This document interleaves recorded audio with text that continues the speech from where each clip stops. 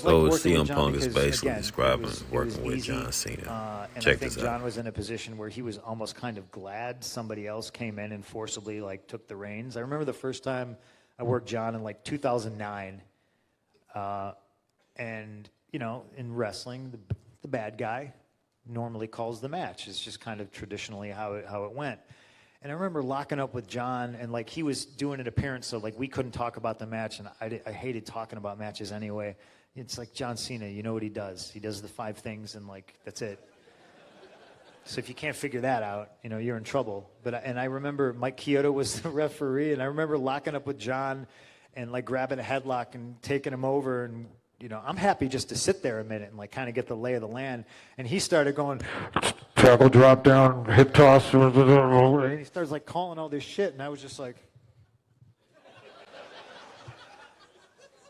and I remember just looking over at Kyoto, and I go, Mike, who the fuck's calling this match?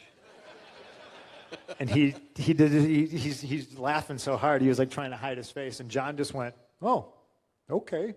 And I think John was stoked that he didn't have to be that guy directing traffic, and he let me do whatever the fuck I wanted. So I think he was relieved, but I also think that's how we worked together really well, you know, because you talk about, I never like to take credit for shit, because at the end it doesn't matter.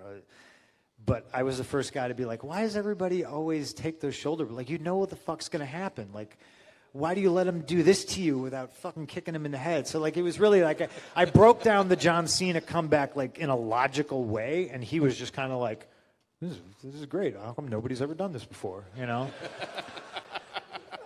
And you know, just working with him was always great. Like I said, because he wasn't worried about his spot, and I think everybody else up until that point was worried about their spot.